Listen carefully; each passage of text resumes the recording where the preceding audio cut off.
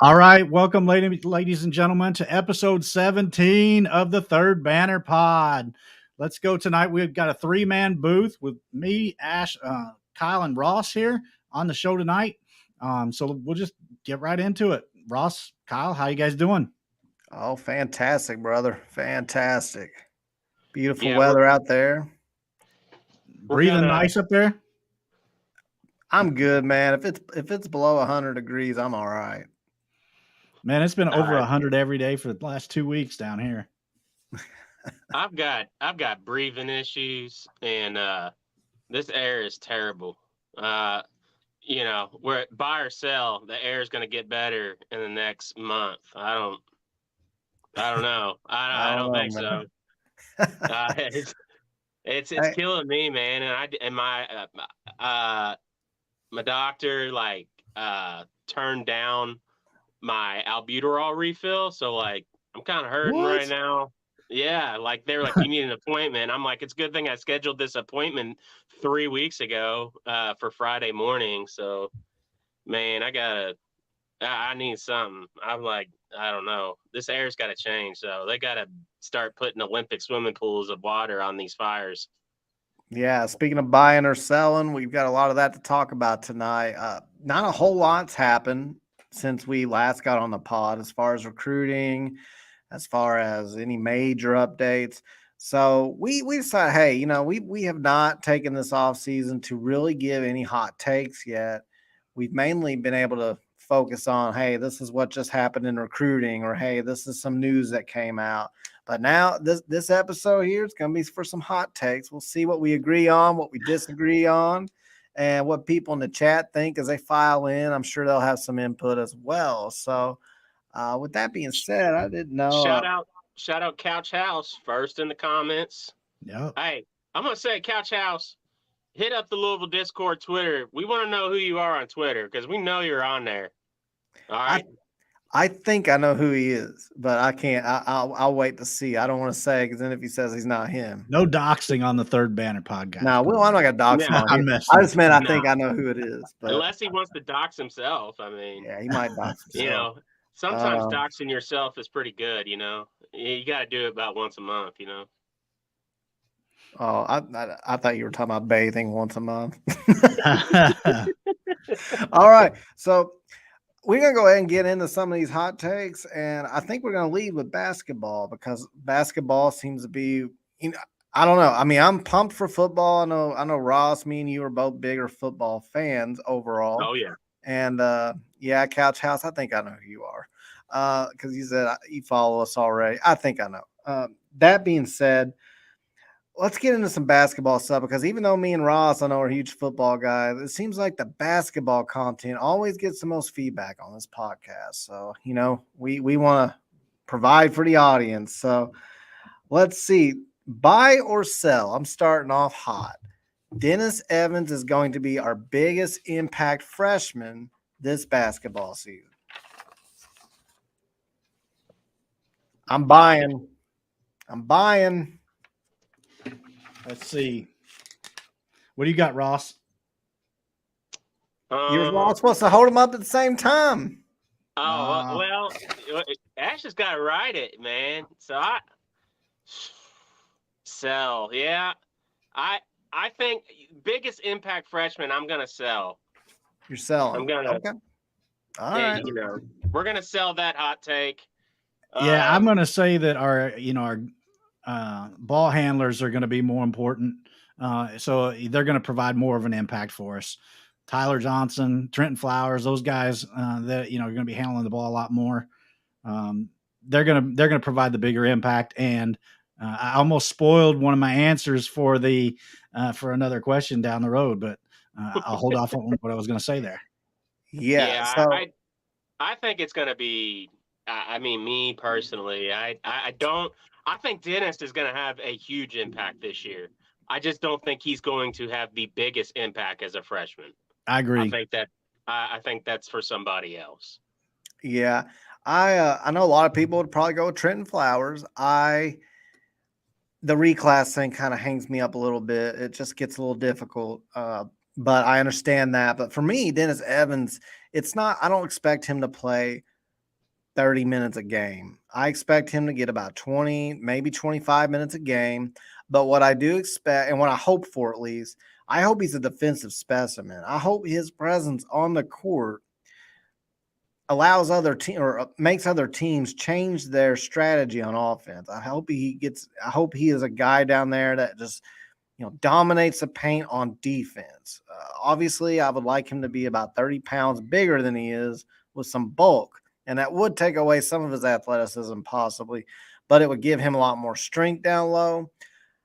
Nonetheless, out of the freshmen, and I'm looking at them all, Tyler Johnson could be that guy to me. I just don't think he's going to get a whole lot of playing time to do it either. And I guess you could say, well, you just said Dennis Evans is only going to get 20 to 25 minutes. I just think his minutes are going to be very impactful, mainly on the defensive end. He can catch lobs on offense, and I don't know, maybe he can show me something there as well. But if he can give me 6 points a game and like 2 or 3 blocks a game and some key rebounds, I don't know. I think that would be pretty good for a freshman. That's just my take. Yeah, I mean, I think if he could, average, maybe almost about a block and a half a game, maybe that maybe sounds kind of high, but I stood next to that dude. He is extremely long. I like the reach and all of that is no exaggeration. He literally was standing under the basket. The tip of his middle finger was literally 3-4 inches from the rim, standing flat-footed. He's extremely long. He's very athletic, you can tell. So I think he's got the best chance to have the most immediate impact of all the freshmen. But I just think as the year goes on, I think it's going to be somebody else. So that's why I'm selling. Sure. All right. I know we have another one lined up. Most improved basketball player. Brandon Huntley-Hatfield will be our most improved player next year as far as basketball goes. Buy or sell?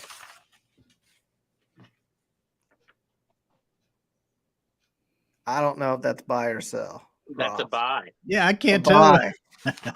Okay. Buying. Yeah, so I'm selling it. I'm selling it, and I wish I could buy it.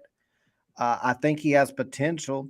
I'll say why I'm selling it and then let you guys talk about it.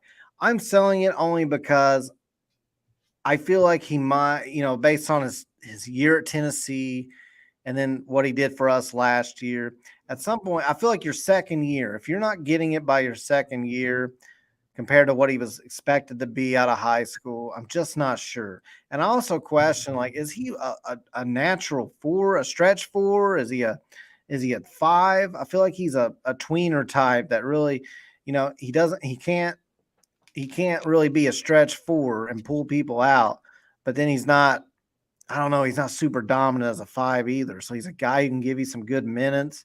I'm just not sure if he has a legit position on the basketball court where he can have a solid identity and major impact. Hope I'm wrong, but that's why it's buy, sell. That's why it's hot takes.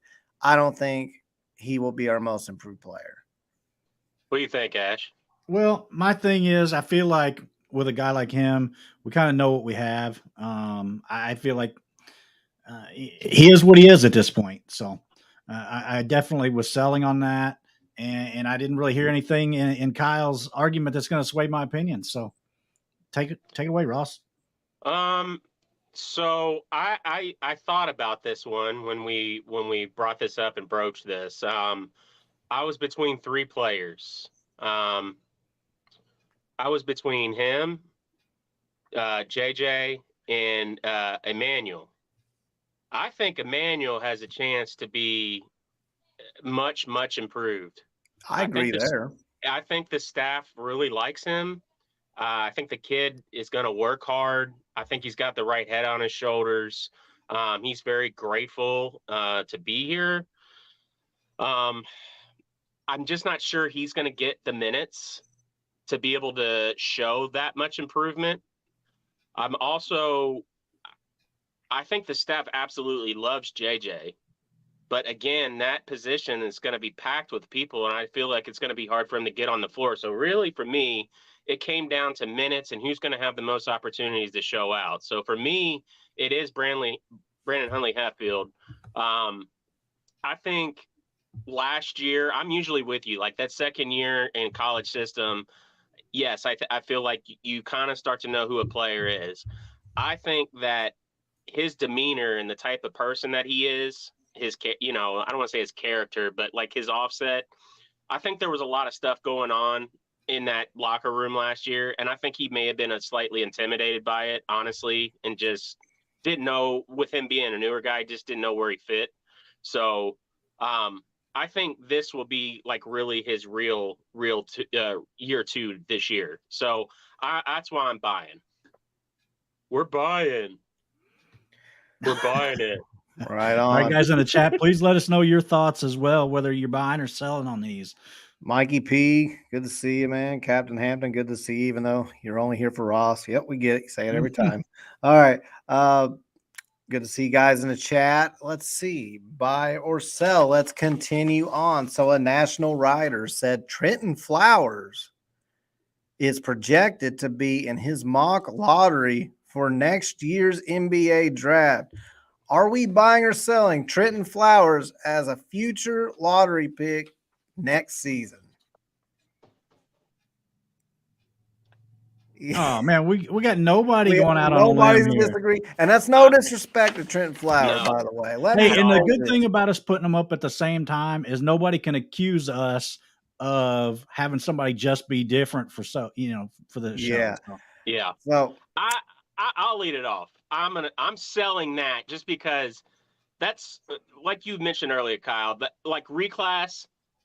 I mean, if that were to happen and a reclass become a lottery draft pick next year, I don't know if that's ever happened. It may have. That's definitely not the norm.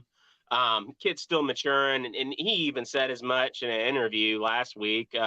He's still got time to mature and everything. So I think he's going to be the most impactful freshman on this team. I do. I think as the season goes on, his skills and his work are gonna win out.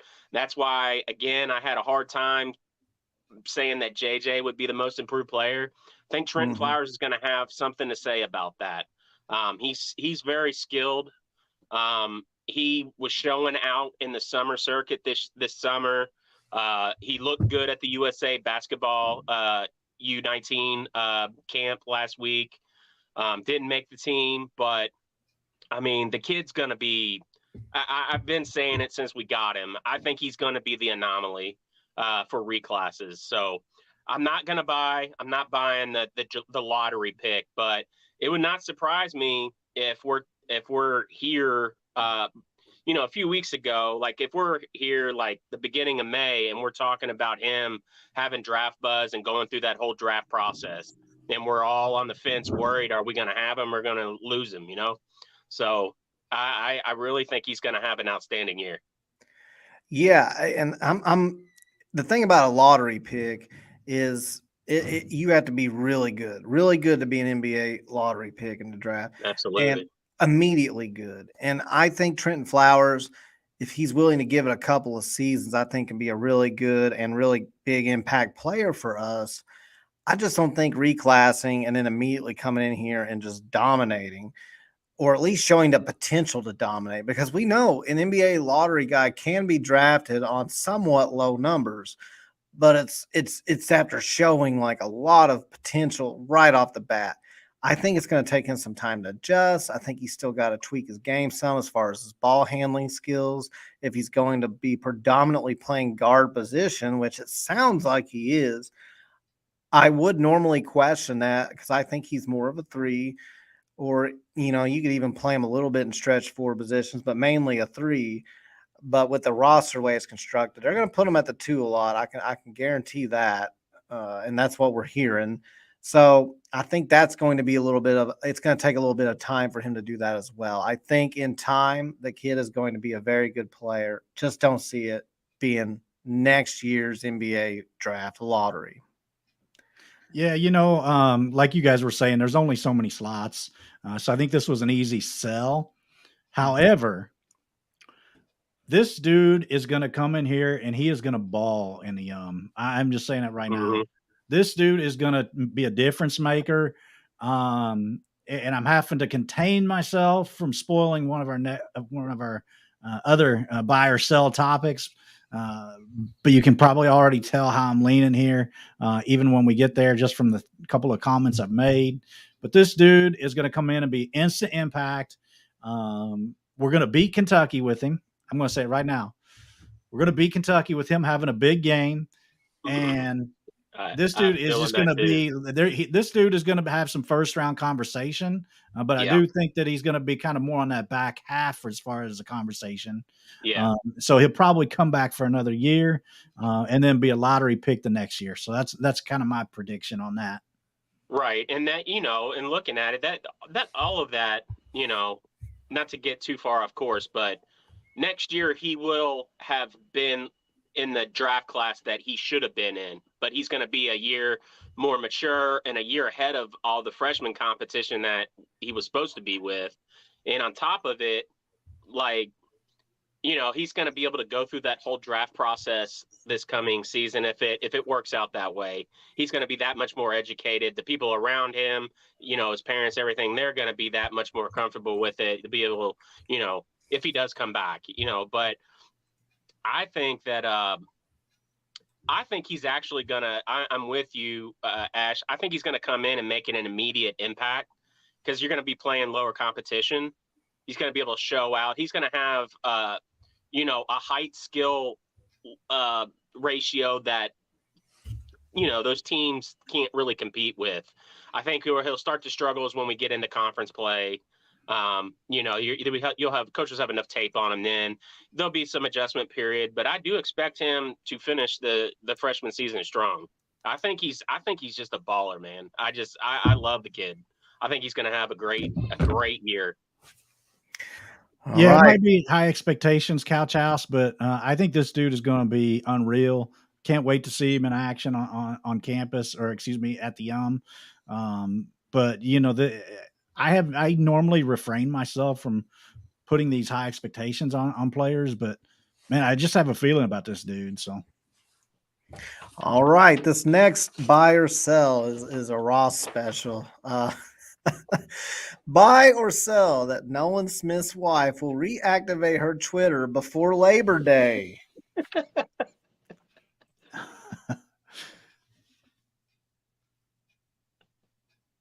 All right. I'm surprised. I thought I'd be the only one with the sell here. No, and by sell, let me clarify. Sell means that you do not think she will reactivate.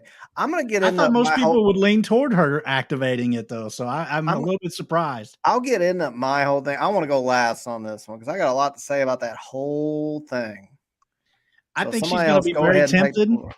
She's going to be very tempted to come back, to the social medias, to the Twitterverse. But I think she's going to hold out just to prove a point. So I think she's going to hold firm here. I think in the end, temptation wins often with human behavior. So it's like, the kid, if you leave them in a room by themselves and you say, hey, you can't have that cake, right?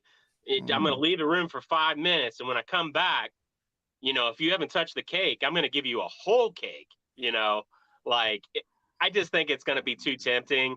The Labor Day thing was the timing. The timing issue was kind of where I was when thinking about this. It actually I wouldn't think too hard to stay off before Labor Day, just because I do think she's gonna ramp it. She's gonna reactivate it and bring it back before the season starts, when things start kicking back up. But around Labor Day, all the students are already back in school and everything, right? So that's kind of where I'm at. Like that, when the school season starts back up, I anticipate she's gonna have it back open, and I really don't have an opinion about her deactivating it. I don't really care. I don't get into it that much. I think it's, to me, it's just kind of silly. It's silly for people to attack her. It's silly to deactivate it. Like, it just kind of comes off as, taking your ball and going home. Like, if you're on social media, you're on there because you want people to engage with you. Yeah. You have a choice who is going to reply to you, who isn't. Like, you have that choice when you set your settings. So to me, it's just kind of, like I said, I don't really care. I mean, it's your thing to do whatever you want. It's your domain, your profile, do whatever. But I think she'll be back on. So I did sell, and my main reason for selling is because I believe the reason that she left Twitter is she probably thinks it's just negative and toxic, and that, she doesn't want to put that in her life. Which, don't get me wrong, Twitter absolutely can be that. There's a lot of negativity on Twitter, but you also gotta read the room, and so I'm gonna sell that she will reactivate before then. I could see Tron mentioned be back by the start of the season. I could see her doing it right before the season starts, and then sharing stuff about the team and all that, and kind of keeping. She might even be like a little bit less. She might just give up on interacting with the fans from that same mindset of like, hey, it's just toxic. I could also see her just not getting back on. But here's my whole thing with that whole issue when Nolan tweeted that. You guys have got to read the room, man. And here's the thing: do people say stuff or take it a little bit out of context or go a little too far? Absolutely. But if you give everybody a loaded gun, there's going to be people that pull the trigger at the wrong time or pull the trigger in the wrong way. And so don't give them the loaded gun is the point. So I'm sitting here thinking, and I'm seeing people that like agree with his tweet and saying, I don't understand the big deal. There are two ways to read a tweet, and there are two ways to send a tweet, and knowing how people interpret tweets. The first way is you interpret the tweet just literally word for word, nothing beyond that interpretation. And I'm just going to be honest, that's not how anybody interprets a tweet. Then there's a second way. There's a contextual way that you interpret a tweet, which is where you read the words within the context of what's going on. And when that happens, everybody gets a whole different meaning. So the context of Nolan's tweet is right after UK draft, or a UK player gets drafted and John Calipari's being shown on there within minutes. All of a sudden, Nolan's tweeting about how, coaches should not be going to the NBA draft, lottery, green room, whenever, unless they're invited. And the context of it, as soon as I read the tweet, I don't remember what the tweet said word for word. I just remember my first thought when I read this was, okay, in context, there's two main coaches there. There's Coach Shire from Duke, who was apparently his best friend for a while. I don't know what their relationship is anymore. I don't care. But I thought, wow, that could be a shot at him. But then it came within minutes of Calipari being up there and his player getting drafted. So I thought, well, that's a shot at UK. And also within context, we had nobody even sniffing the draft. We had nobody even close. So we had nobody there, nobody even being considered in the second round. So there's that context. And then the third context is UK is our rival. And you're talking about, so, and then here's the thing that killed me though. Then he comes back and says, well, or his wife, maybe one of them said, people are taking this out of context. No one tweets about this every year. And this has nothing to do. This is not a shot at anybody. Okay, if it's not a shot at anybody, why are you tweeting about it during the draft as those coaches are up there? Why were you not tweeting that before the draft?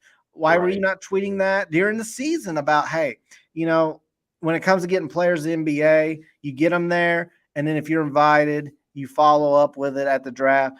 The whole thing to me, I don't know if he's directly lying when he says that he wasn't directing at anybody personally, or if he's just manipulated himself into thinking that they had nothing to do with it. But let me say something. Nolan, you obviously were directing that at either Calipari or Shire or both of them or all of them. And my first thought when I read it was, okay, UK fans are coming at you. Duke fans are going to come at you.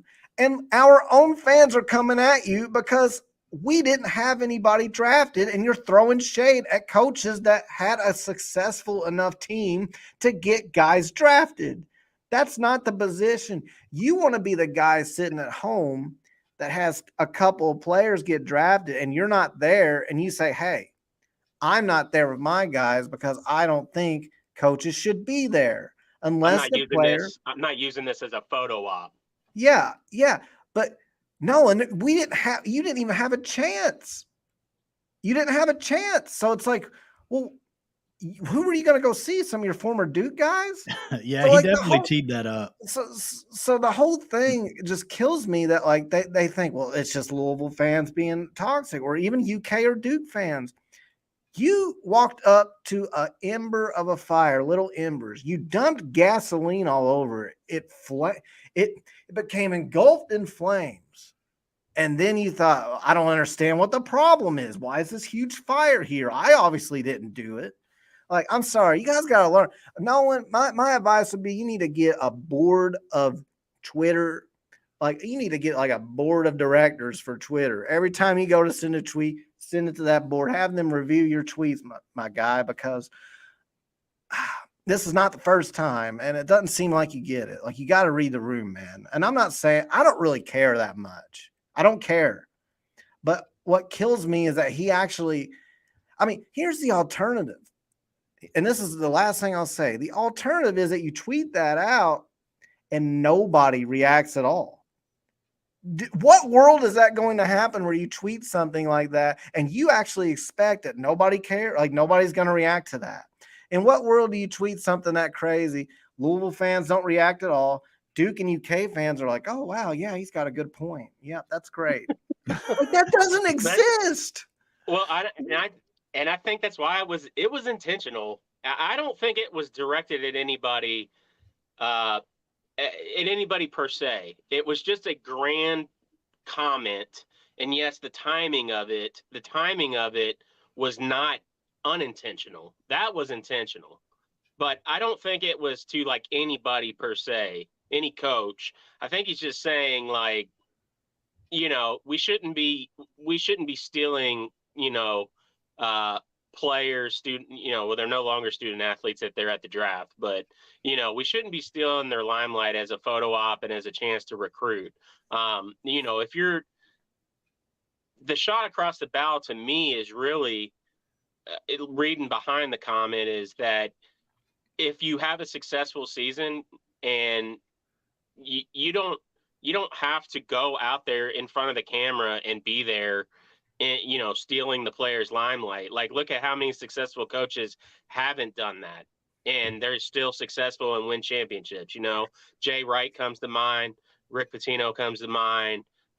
There's been plenty. Was Dan Hurley there? Was he at the draft? Well, my thing is on both of those accounts. Number one, we did not have a successful season, so we can't really even be in a position to tell successful people had successful seasons what to do. That's where the Louisville fans are coming back and they're like, dude, no, please don't. Yeah. Please don't talk about what they should be doing with their success. Let's just get there, and then you can talk about it then. But let's the second thing forgets that we don't have nobody. The second thing is, let me just pretend, because that's all I can do. I don't believe for a second that wasn't directed at them. But let me pretend that it wasn't. Even so, how are you surprised that the fan bases all took it that way? How? Because of the timing of it right after you show. I mean, there is such thing as having horrible timing with something. Then you turn around and you admit, look, I should not have sent that. I did not mean that directed at anybody. The timing was not good. But of course that didn't happen. It was like, well, I don't understand the problem here. I tweet this every year, which I'm not going to go back every year and see if he's actually even tweeted it or not, because I'm actually a little bit curious, but not curious enough to actually do the legwork to do that. I just find it kind of odd. I find the whole thing odd. And even if you tweeted every year before then, you were at Duke and you guys were rolling in like Final Fours, Elite Eights, top classes, top drafts. We haven't done any of that yet here. So, that's my whole thing. I don't know when she'll be back or if she'll be back on Twitter, but read the room. Read the room. And we can end on this. Yes, we didn't have anybody there, but I don't think the real thing to look at is that we didn't have anybody there. I think the comment is more about he was coming from a student athlete, like a player's perspective. You know, he's saying that, hey, coaches, we should do better. You know, this isn't about you. And if you look at that in that context, correct, in that context, that is what Kenny Payne and this staff are selling. They're selling it's about players. They're telling you, once you're a part of this culture, you're always going to be part of this culture. You know, this is about you. We're going to do everything right by you. It's not about us. It's about you. And Kenny's on camera multiple times saying that in the past however many months now. I mean, you know, he's 15 months. So I think that I think the point was to stir up some local buzz. But I think it was also to send out to other potential future student athletes, hey, like, this is where you want to be. Like, we're not doing this for us. We're doing this for you. Well, I would ask Nolan to channel some Gandhi. Be the change you'd like to see in the world, my guy. If you want to be the guy who doesn't show up to the draft and watches from the TV and root your player on and sends them an encouraging text or whatever, do that. But let's get the guys there first. That's as a Louisville fan coming at it.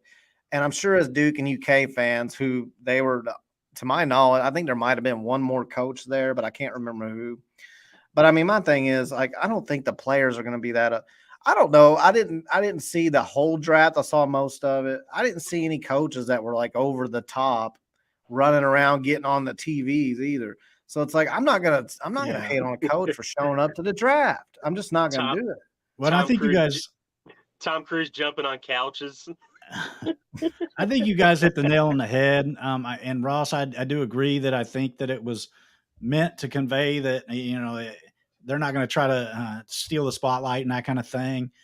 But another thing, gotta have a spotlight to steal before you say it, right? And an angle though that I thought somebody could interpret it by though is they could take that as him not being loyal to his guys after they leave. Like, okay, so you're going to use me and then you're just going to forget about me when I'm gone. Exactly. Or and you're not going to develop a relationship with me. That's why it's like, don't even say it, because that's exactly the counter argument. And I mean, listen, I know that, like, you got to think of it like we think of tweets, like you send a stupid tweet and whatever, who cares, right?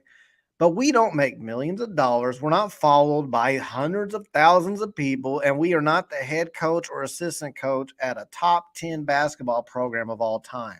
Ty, can you stop with Lenore Ryan? I mean, come on. It's been just 8 months now? We're just some dudes. And so, like, we don't like, but let me tell you, if I'm in that position, I am weighing in my mind before every tweet like that I send, I'm like, all right, let me think about this. And then, hey, here's the thing. I would have rather Nolan tweet it. And then when they came at him like that, he was there for the smoke. I wanted him to be like, I'm here for it. I don't back down at all. Yeah. I want all that smoke. So bring it on, man. And then Louisville fans come out and go, and it says, you know what? You're right. I'll get my guys there, and then I won't be there unless I'm invited, and I won't take the spotlight. But it didn't come. That did not happen. My issue isn't even the tweet. My issue is you tweet it, and then you and your wife are like, I do not understand how everybody's reacting this way.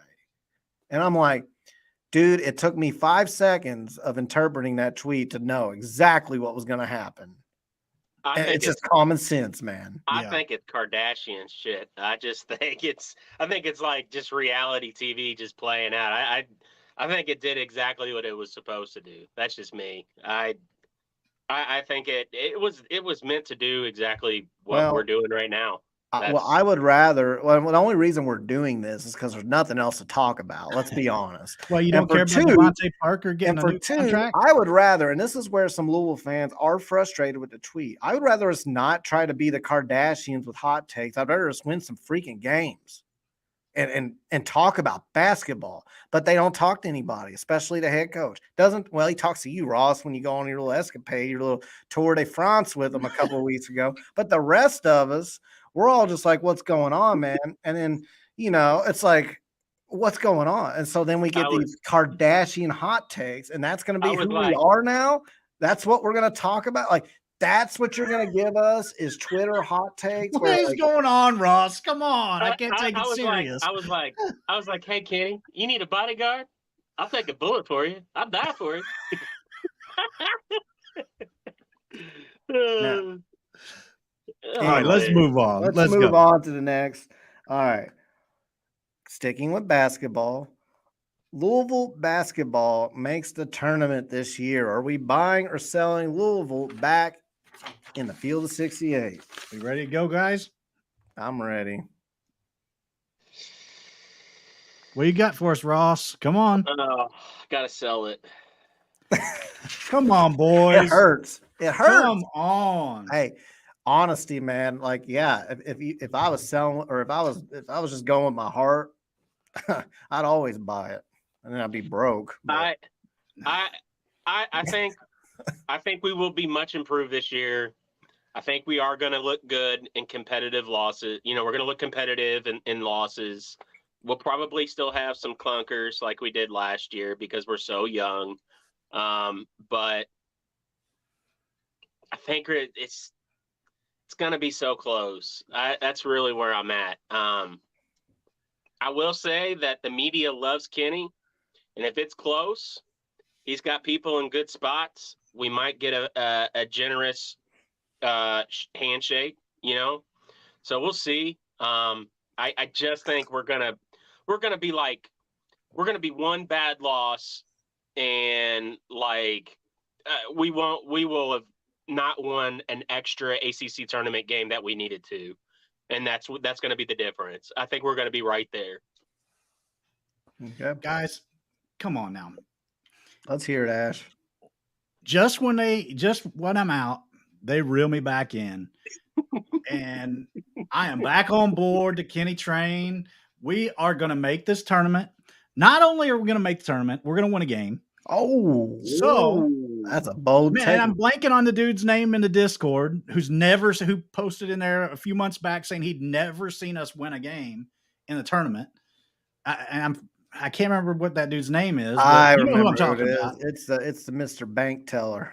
Yeah, I could not. When he posted that in there, last winter or whatever, I was flabbergasted. I could not believe that he had never seen us win an NCAA tournament game. Now, it's been a while. That's it. It's been a while. He's younger. Look, guys, Sky Clark, Trentyn Flowers, Dennis Evans going to be blocking shots. We're going to get this thing rolling. We're going to beat Kentucky. We're going to beat Kentucky, and we're going to win a game in the NCAA tournament. So you heard it here first. All right. Yeah, and then Tron is on the train too, I see in chat. Yeah. It was Tron. Well, that doesn't surprise me at all. Pumper, baby. He just let's go, Tron. I appreciate Tron's optimism, but that does not surprise me coming from him. So I'm going to sell only because I think you have to win at least 20 games. Kyle loves the Kardashians. No, I don't want us to be the Kardashians. I want us to win games. I want us to talk more about basketball and not psychology as well. A field that I'm in, by the way. And it's like, I don't think that's what we're here for. We're here to talk basketball scheme. But with this team and the reason I'm selling, I hope you're right, Ash. I really do. But after what I saw last year, I can see us winning more. Let's go. Which, I mean, that's not saying a whole lot either. I can see us winning more than last year. Baby. Mike Price coming up big with the Sunshineville. I just don't know. We got a young team, which it's young. It didn't have to be this young. It was a choice by the staff to be this young in a way. So I think it's going to take these guys some time. And that could cost us a few games early. I hope I'm wrong. But I could see us being maybe an NIT team possibly. And that'll lead us into the third question or the final basketball question. Will Kenny Payne be back for a third season? Are we buying or selling? Ready, set, go. Yeah, I'm there we go, boys. I'm the only one. Okay. I mean, I said we're going to make the tournament and beat UK. So this was obvious. Come on. So, Ross, your position's interesting. You think we don't make the tournament, but we keep Kenny for a third season. Is that correct? Okay. Yeah. Boy, I hope. Because again, I think it's I about hope how Ats is right, and I hope you're wrong. Bye. it's about how you look. It's about how we're gonna look this year. Okay, we're in the position. Kenny's in the position this year, right? He's got it set up now to where it's like Cal at Kentucky. There are a lot of similarities. Cal can have a shit year, right? But then he can just reel in the fans again and get players. All right. Cal's And got a just say, like, title, multiple it's all Final about next year. Fours. It's all about next year. It's all about next year. You can sell next year. If we're competitive this year with such a young team, one of the youngest teams in college basketball, and we just barely missed the tournament, there's no way he's not back. There's no way. Because, again, if you just barely miss the tournament, more than likely you're going to look competitive in losses. You're also probably going to have some good wins, So that's where I think he's back. If it goes that way, he's back for sure. That would be a politically horrible move on UofL's part to let Kenny go if it plays out like that. If we don't make the tournament, I don't know. I don't bring politics into basketball, man. It's wins or losses. I don't like when people even bring that up because that puts undue pressure on leadership. And I think that there's been a lot of decisions in the past. Like, to me, like, if you get close, like you're talking about, like close to the tournament, there's a discussion to be had. But if you're talking 15 games or less that we win, like, because let's face it, a significant improvement from last year's squad would be 12 wins. That'd be 3 times the win total. But is that enough to bring him back? So I guess my answer of selling is because I don't think we're going to be on the bubble. I wish I could say I think we will. I just don't, and I hope I'm wrong. But I have to go with my honesty. So when people say it's being negative or whatever, I'm not trying to be negative. Maybe I am being negative. I am being honest with what I really think. And I'm looking at everything. I don't think some of the pieces fit. I think we're lacking a bit of experienced ball handlers and experience in general. And I'm hoping these guys can coach them up and really make a difference. But I didn't see enough coaching up last year. And our roster last year was very limited. We were not 4-28 limited. So I'm going to have to see a little bit. I'm willing to change and be more open-minded to making the tournament or being on the bubble once I see the team. But as it stands, who knows? And we have not heard a lot from the staff this offseason to give anybody any reassurance other than tweeting things that are dumb and then getting surprised when the fan base reacts like, why are you tweeting that? So I'd like to see a bit more to instill some of that confidence. And I know that, like, I'm glad you guys are all pumping the Sun tonight. That's great. But I do know there's a lot of fans like me. Kyle is anti-Sun tonight. I'm not anti-Sun. I'm hoping you guys are right. I really am. But I'm very honest. And if I felt sunny, I would. You all know how I felt about the football team and what we've got going on. We're going to get to that next on the buy and sell. But it's from a place of honesty for me, and I honestly just don't think we make the tournament next year, and I don't think we're going to be on the bubble. And if that's the case, I don't think there's political pressure to keep him. I don't. There shouldn't be. It's about how you're going to look in those losses. Like, if you're going against some ranked teams and you're right there, you're playing, it's down to the final under the under 4 timeout, you're right there. That's something we didn't see at all last year, really. You can see marketed improvement, and it's coming with just freshmen, and you have a team that is your own. I don't think we're going to be the first 4 out. I think we're going to be on the next 4 out Lenardi bubble, whoever's thing you want to use. That's where I think we're going to be at. But it's going to be close. It's really going to be about how the team looks as a whole as the season goes on, how the season progresses, because last year there was just nothing to grab at. I mean, there was nothing. There was nothing. At one point, I don't remember if it was like January, maybe, you kind of felt like the team was getting better, but they were still getting whooped most games. You could see some improvement, but then, when they started just losing again, then they just started folding the tents in and just, everything just went to hell. I don't think you're going to see that from this team this year. I think they're very motivated, and I think they're out to prove different. So I think the coaches will get the benefit of they're going to get the benefit of they know how to motivate players and drive them to winning. I think that's going to be a thing. I think he's going to be back. I think if we get a year like, let's say, Patino's first year where he went like 19-12 and they made the NIT, I could see them bringing him back. And I will be on the fence. I still won't be sold, but I will be willing to give a third season.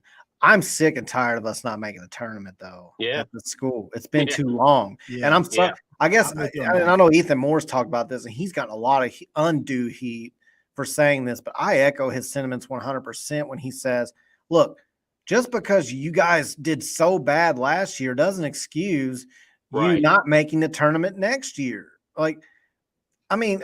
We're not lowering because you have, in order to think that way, you have to lower the standards of Louisville basketball. So there's two things you can do. You can continue to keep the standard as a top 10 basketball program of all time. One Kenny Payne knows very well. One Nolan Smith knows very well based on their history within this program or affiliated history in Nolan's case.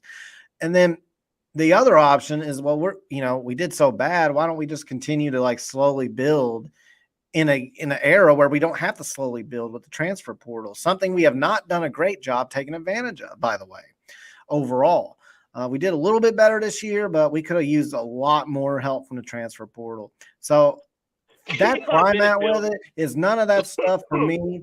You got the roster you have, do what you have to do to at least, I'm NCAA tournament or bust, but I'm at least willing to look at how we lose some games if we're on the bubble. I'm willing to look at how competitive were we, how entertaining were we, how cohesive were we, how fundamentally sound on the basketball court were we.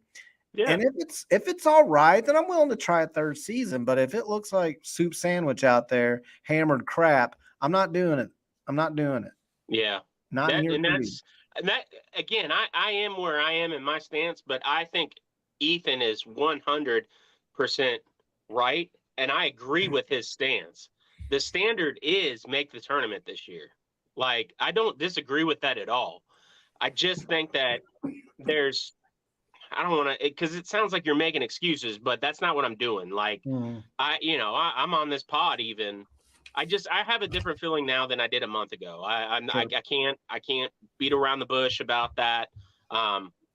Due to firsthand just experience, call me getting reeled in, whatever. But I just think there were some unforeseen, I don't want to say unforeseen, but there were some things going on last year that weren't good at all in that amongst that team. And they did I hate to say it, they did the best they could with what they had. So I just think we're going to see a better result. I mean, again, I've said it already. I think we're going to be on that next 4 out. We're going to look good at times this year. You're going to see market improvement. You're going to see better fundamentals and a team that just overall just looks like a more cohesive team. I think you could see us with a record with 17-13, something like that. And to me, that's marketed improvement to do that. And again, to get there, you're probably going to have to win some games you weren't favored in, but it's still taken into account. You're probably going to lose some game that you shouldn't have, and it likely would be, if I'm just looking at it, be coming off of some big win. And then the next win, you go on the road and lay a turd, that's just, it could happen. So I think we're going to be close. And I think if that's the way the season plays out, there's no chance that he's not back next year. And all right, boys, we are at the 50-minute mark, and we have not touched football. And that's what I want to get into, because I'm a little bit more optimistic about football right now, even though basketball could appear to be on the upward trajectory. Still have a little bit for me to see. But football, I feel better about it. So buy or sell. Jack Plummer throws for more than 3,700 yards this season. Are we buying or selling that? 1, 2, 3. Blood a bow. Can I get a oh yeah? Buying. Oh, yeah. Buying that. I'm buying that. Dollar, I know that's a lot of bills, yards. y'all. I know that's a lot of yards. He's got to stay healthy. That's the biggest thing for me. But if he stays healthy, plays in all the games, I think Jeff Brom's offense with this receiving core, with his newly added linemen to give him some protection, I'm buying that. And the only potential way I could see selling it is Jawar Jordan, and you got Turner back there in the back. You got a nice backfield. And I mean, I think that Jeff Brom could run the ball kind of like he did with Ace Wales at Western Kentucky some. But I don't know, man. I think we're going to air it out a lot. I think he's going to put up some big numbers. So I'm buying. I actually think we're going to run the ball a lot this year, actually. Mm-hmm. But to a counterpoint to what you're saying, I believe that the running backs are going to be heavily leaned on, and that's going to include the passing game. Yep. And I think that we have backs that can break off big chunk plays, which is going to pad Plummer's stats. You know what I'm saying? So I'm saying they're going to be heavily involved in the passing game.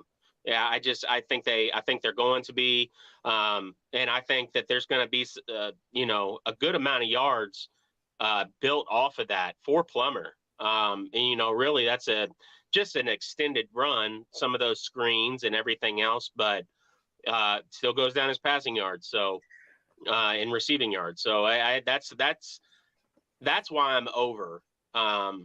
Again, it's taken into account that he's going to be healthy. He's going to play most of the season, not miss too much time. But if he does play most of the season, doesn't miss a lot of time, I just think that the weapons around him are too good.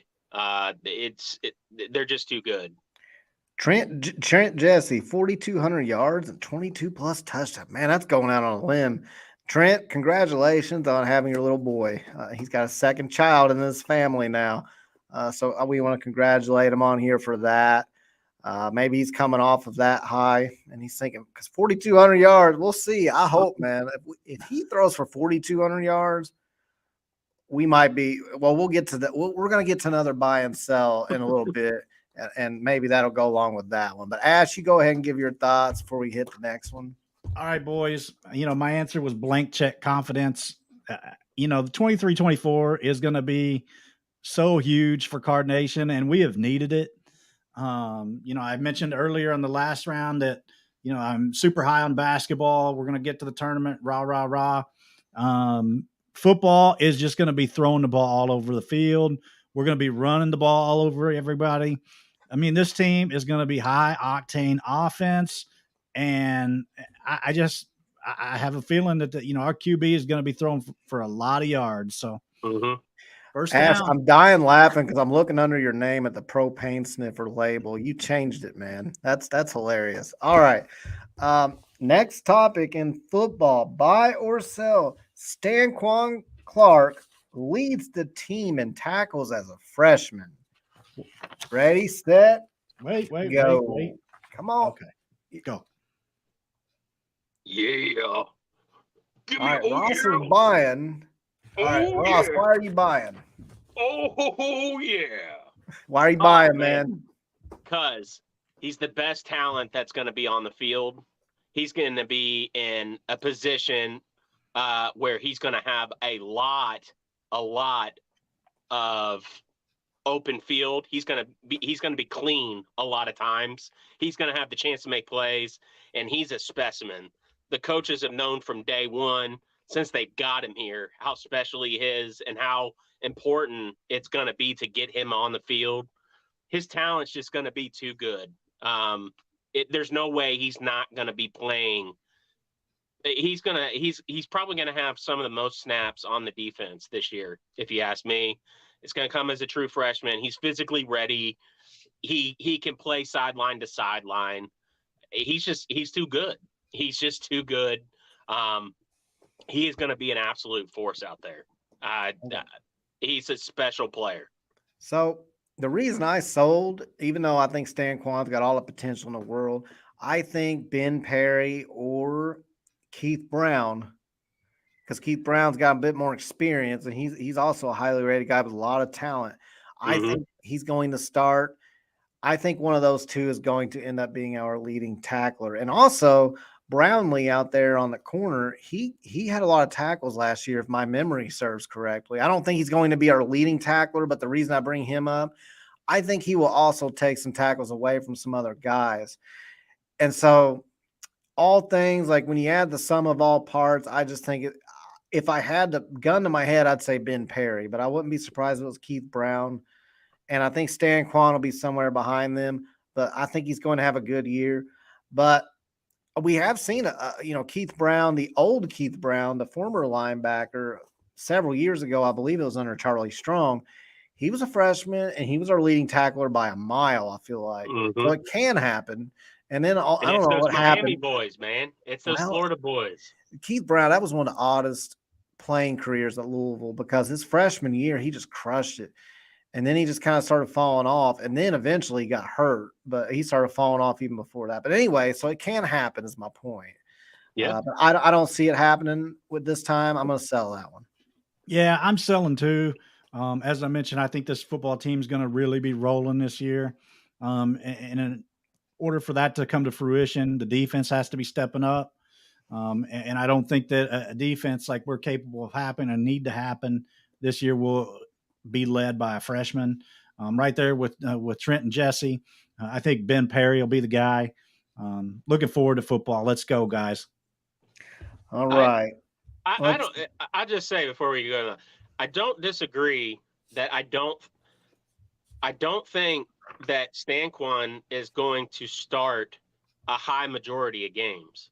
But what I do think is that, especially to start the season too, I just think his talent's going to be too good to keep off the field.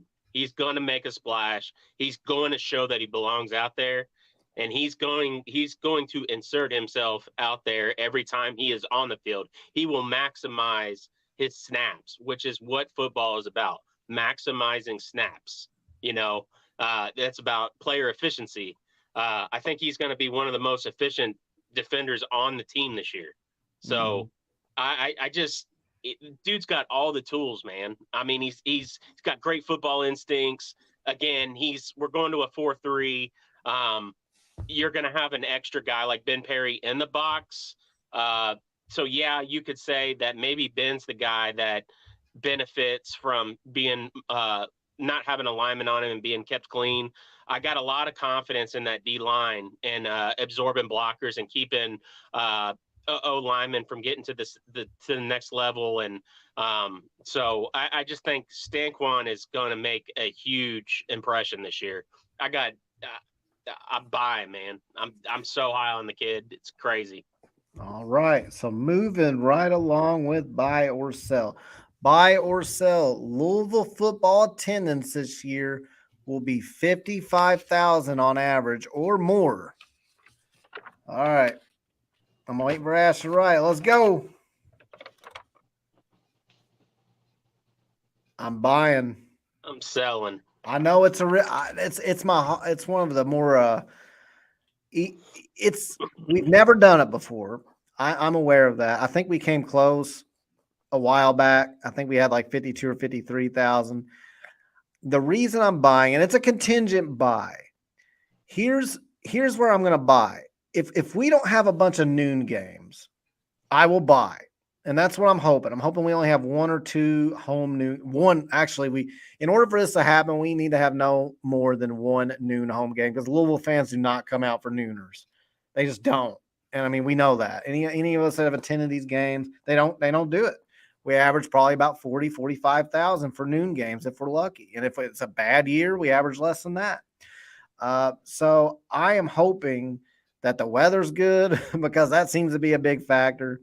But even if the weather's not great, if we have 3:30 games, 7:30 games, 8 o'clock games, I am buying. And I believe some of that will be dictated based on, I think the Murray State game, for example, that's the first game of the Brom era. It's not a great opponent, but it's the first home game.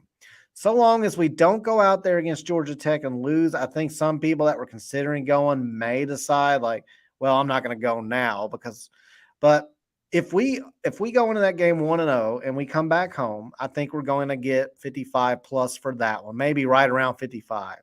The Notre Dame game, so long as I think even if we don't have a great season, the Notre Dame game, even if our fans wouldn't show up because we're having a horrible year, which I don't think is going to be the case, but hypothetically, even then, a bunch of Notre Dame fans are going to take those tickets. That's going to be no matter what condition we're in, that's going to be a sold out or near sold out game, I think. So then you got games like Boston College, for example. That's going to be a tough one. I can see them throwing that as a noon game. That might lower the average some, and that's the one I'm looking at as far as like, So I think we need to hope Boston College plays a little bit above their normal heads and can at least be somewhat. I mean, you got UK down the road. I think that's going to be a sold-out game. I think Brom versus UK is going to be something everybody wants to see. We know Mr. Cracker Barrel, Skyline Scott himself, didn't care about the rivalry and wanted to be buddies with them, which I've never been a fan. Any coach ever wants to be buddies with their rival, it doesn't work. He graduated from Sunbelt. Anyway, it doesn't work. Calipari doesn't want to be buddies with us. Stoops didn't want to be buddies with us, and that's why they've been killing us. And anyway, so I don't think Brom's going to have that problem. I think everybody's interested in that. I'm buying.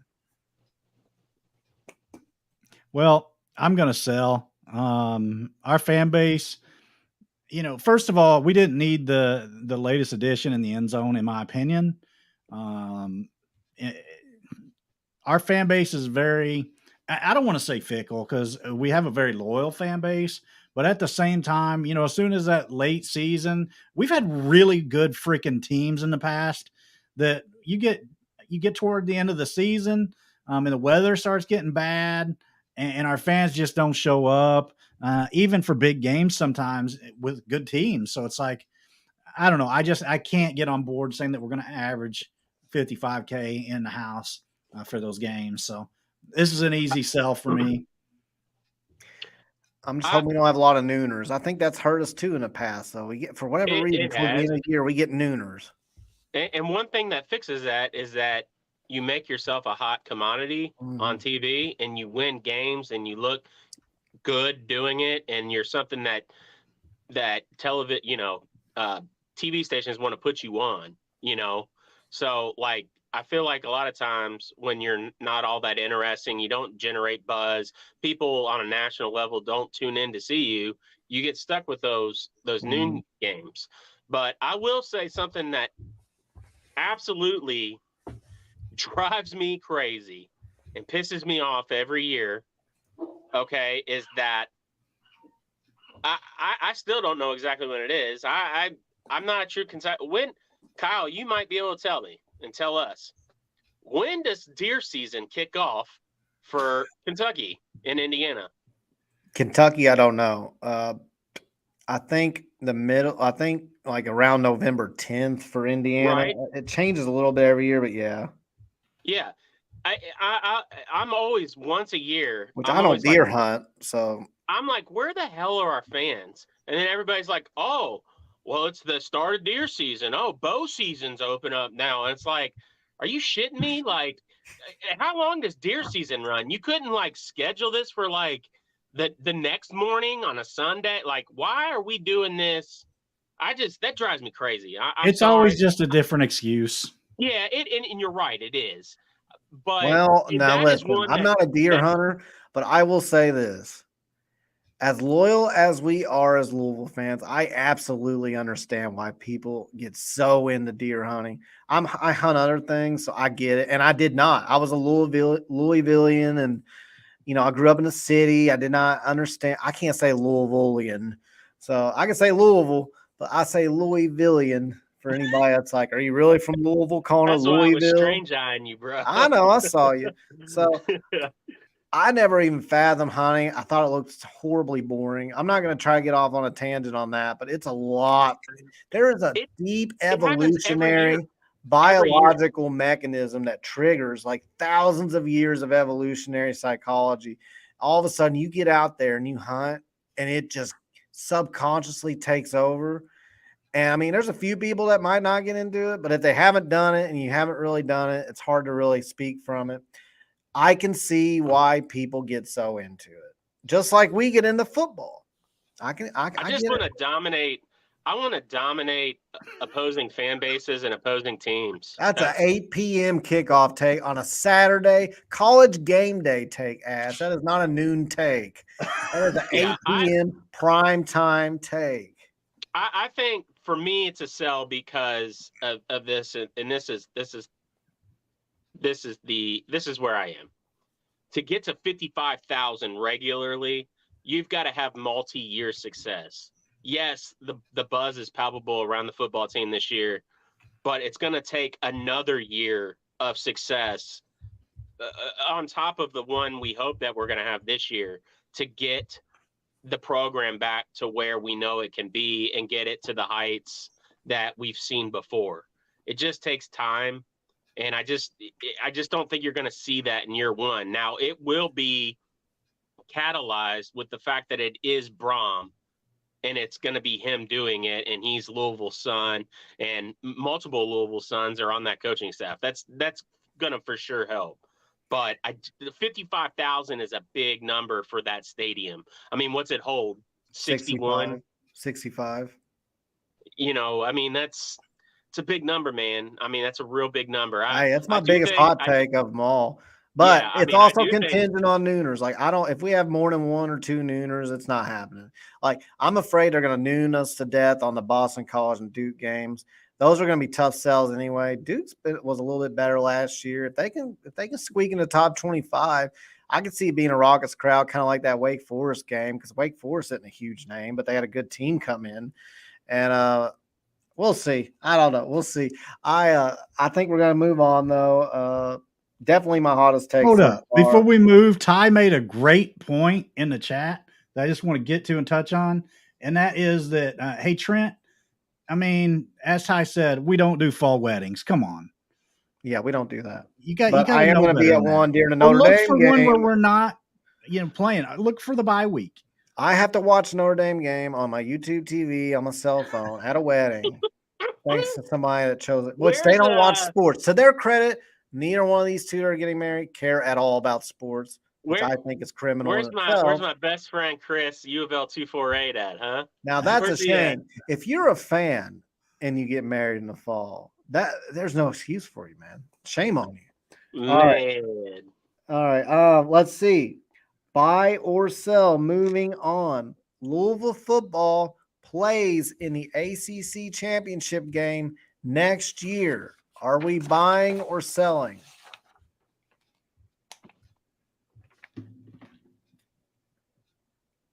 Yeah, I got to sell it. As much as I'd love to see it. I think we're going to drop a clunker or two.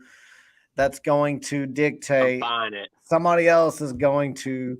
I think we'll finish probably second in our division. So that's my guess. There are no divisions There's anymore. no divisions. Well, whatever it is, I don't care. We're not going to finish in the top 2 then. We'll finish third. How about that?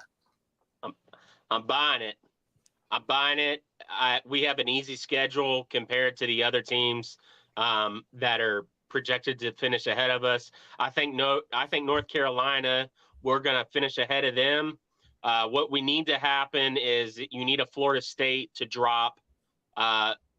We need them to drop a couple of games that they're not supposed to. And if there's one thing I know about Mike Norvell, he can do that. So that's it's contingent on somebody else's.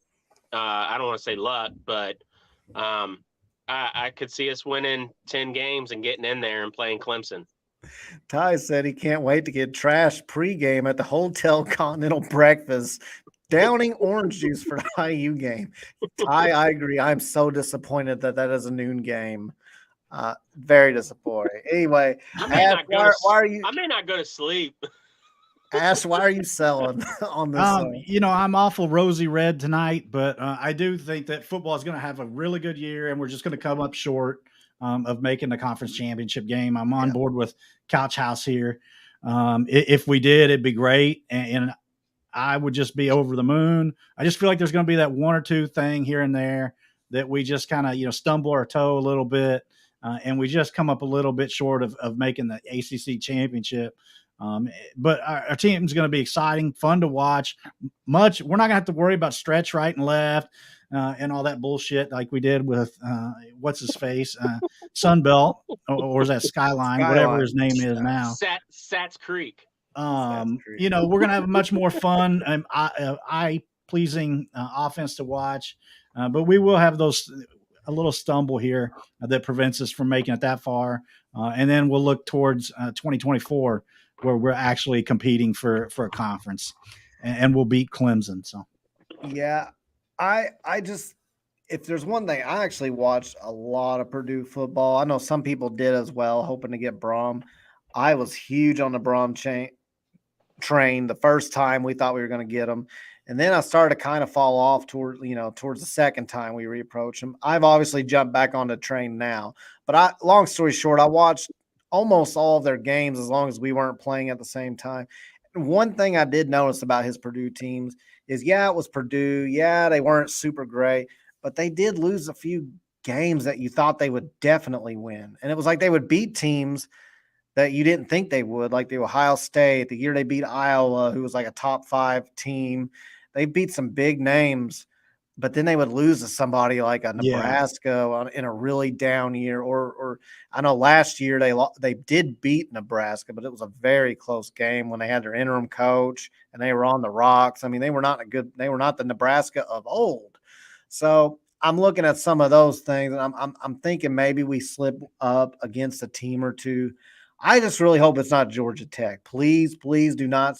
That game does worry me. If there's a game that worries me on the schedule, it's Georgia Tech, because we both are bringing new coaches in, and it's pretty much a home game for them. Now, I don't think they have a ton of fans that are going to pack out the stadium, but, I mean, it's in their state. They're more comfortable there, and it's just risky when you have 2 new head coaches going against each other.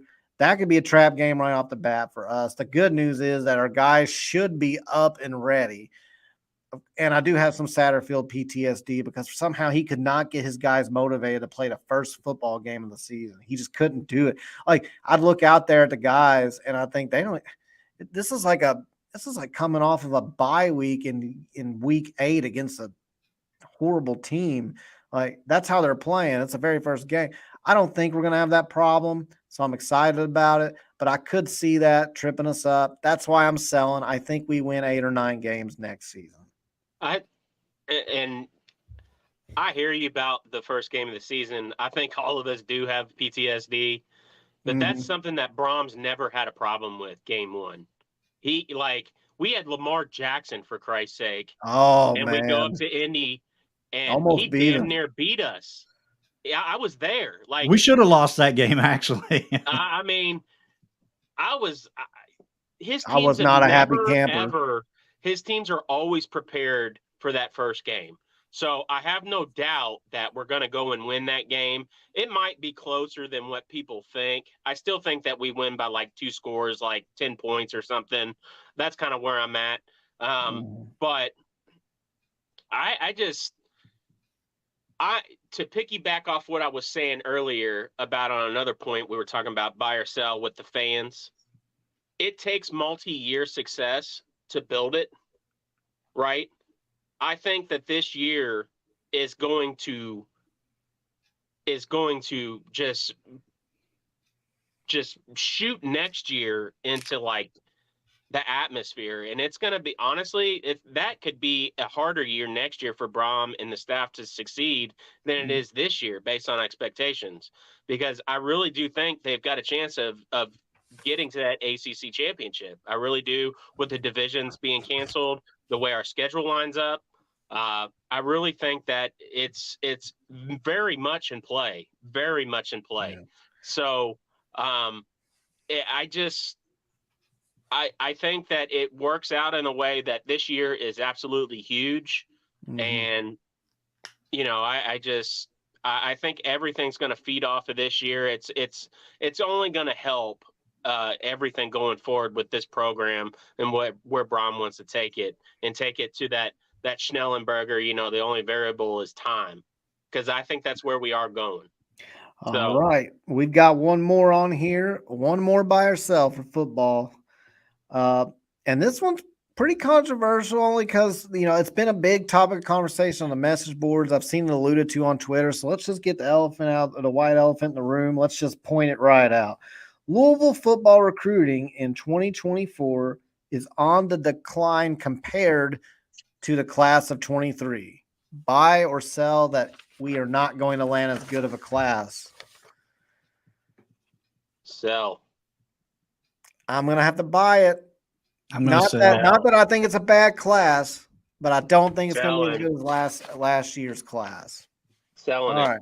So since I'm the buy, I'm going to talk first since I'm the one that believes that could be the case. I'll go first, and then because you guys are both on the same side here. It's happened a couple times tonight. No surprise. I do think we're going to have a good class. I think it's just not, and I'm talking high school class. Nobody knows what the transfer class is going to do at all because you don't know who's going to enter the portal. So we can't even predict that.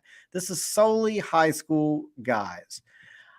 I do think the California connection really elevated last year's class. We don't have that. We do have somewhat of a Miami connection, but so far I'm not seeing like a huge, like an elite connection like what we have with the Bosco guys. I'm not seeing a group of guys who are not only 4-stars, but like way up there. Now we have TJ Capers, who's a 5-star, or, they're trying to lower him to 4-star, but I just don't think this class so far. I'm looking at the offers of the guys that we're mainly focused on.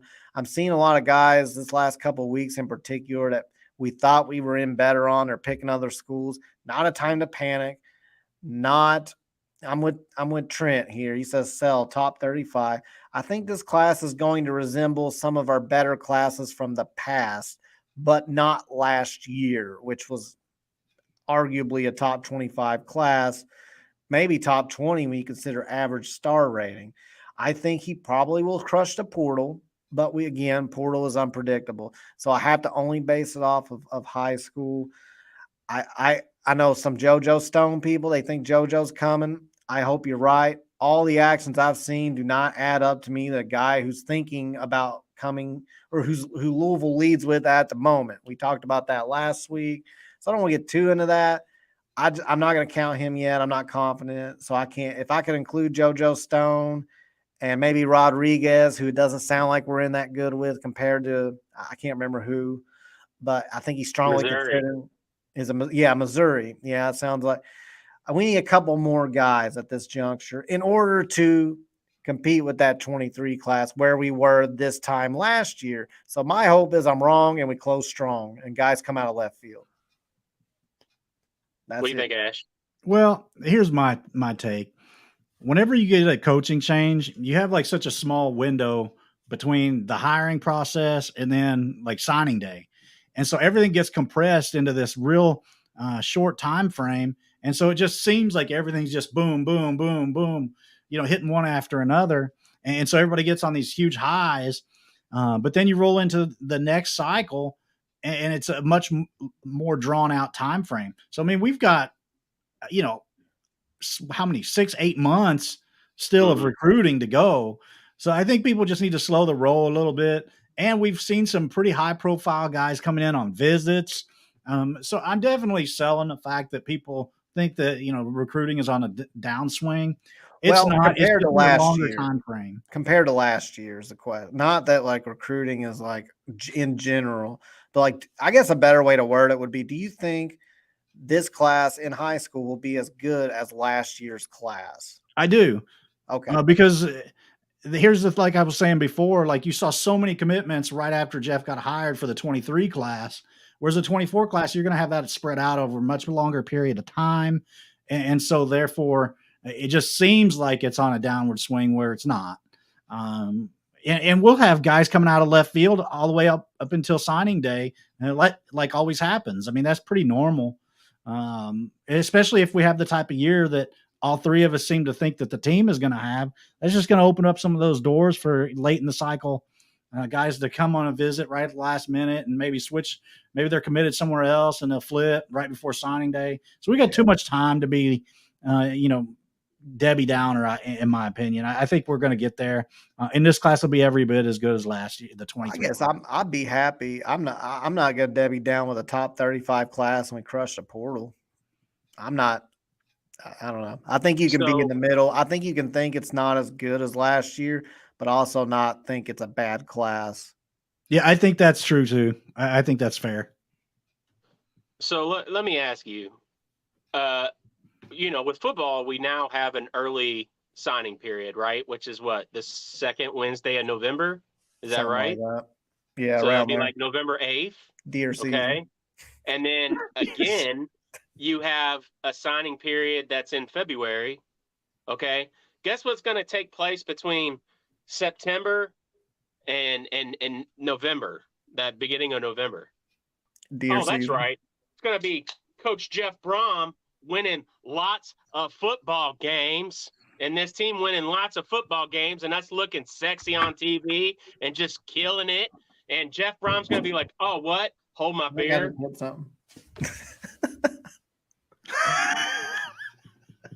Oh, my. What on earth? This is like Stone Cold Steve like, Austin. What? He didn't pour it on his head. What? Who doesn't want to come play for me? You got to put two of them play together. For Debo? Yeah. Right? Well, I mean, who doesn't want to come play for UofL? It's going to happen. All right? I'm with Ash. Like, we're in that lull period right now. As soon as the season picks up, we start winning games, we start looking awesome, you're going to see it. It's going to start cranking up. As you get closer to those signing periods, it's going to crank up. There's guys right now that we're not even recruiting that we're going to be on. That's just the way that it is. So, and they're going to be big targets. Like, our name, Jeff is going to make that Louisville name a big-time name. People are going to take notice. The nation's going to be on notice. It's going to happen, all right? So where we are at right now isn't how the rest of this recruiting cycle is going to go. Here's what I will predict. I think the portal, if we don't have quite as good of a year as last year in high school, I think we're just going to have that much better of a portal recruiting season.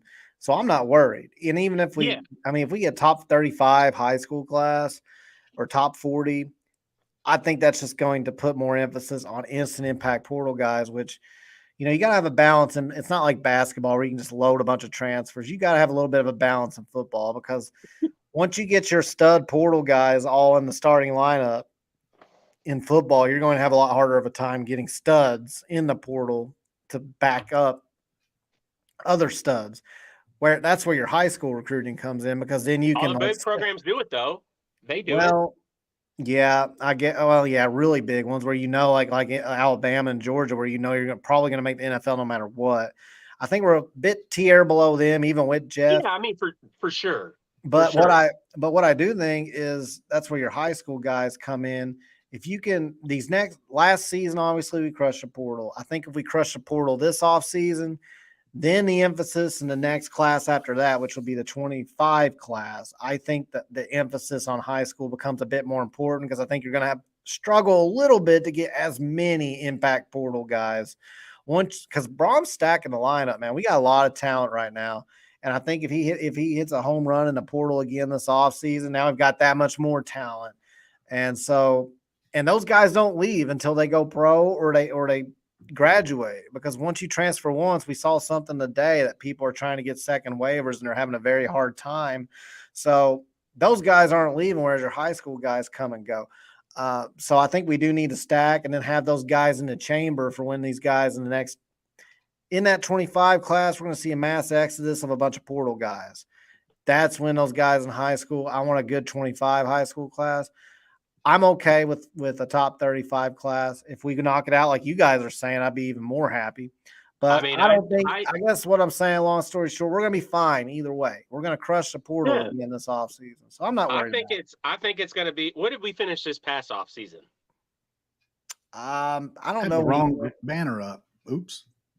Well, I don't like how we were rated in high school for this past. I think we were top 30 or 35, but it's only because we didn't have a lot of commitments. When you look at our average star rating, we were, I think, top 20. And then, of Yeah. course, you had our And portal that's- guys in there. We had a top 10 portal class. We so. have a lot of guys at critical positions on the field that are leaving after this year. Okay. So I don't think recruiting those spots is going to be an issue. Not this those year. spots. Yeah, not this year. No, I mean, yeah, we have a 4-star QB in the waiting, 2 4-star QBs in the waiting. Right. Okay. But Plummer's gone. So we got Deuce Adams coming in next year. Which brings me to my other point. I know we're jaded as UofL fans, and we say oh, the big name industries like to take our guys and bump them down. I think there's going to be some of our players, because I trust the staff knows how to evaluate talent. There's going to be players that are already committed that are going to get bumps. So I think they're real players. So Deuce like Adams. that, you got to factor that in too. And then you're going to be winning football games. The whole thing is just going to be a machine, just factoring into itself. It's going to be a winning formula based on the statistics on not the statistics, the product on the field. The product on the field is going to help drive the recruiting, and that's just how it works. And when you've got guys that are already in the chamber, and you're saying that they're already committed, and you're saying, where they're going to play for UofL, that makes them as a recruit that much more sexy too, and it inclines the national guys to give them a bump. You know what I'm saying? It's we saw that happen with Charlie. That happened, and there's no doubt in my mind that that's what we're gonna start seeing some of that immediately as soon as we get about a third of the way through the football season. We are going to see things happening. I think this is going to be a moot point. We're not going to be, not that any of us are complaining now, we're not, but I think we're going to be just looking at next year's recruiting class oh man, they're killing it again.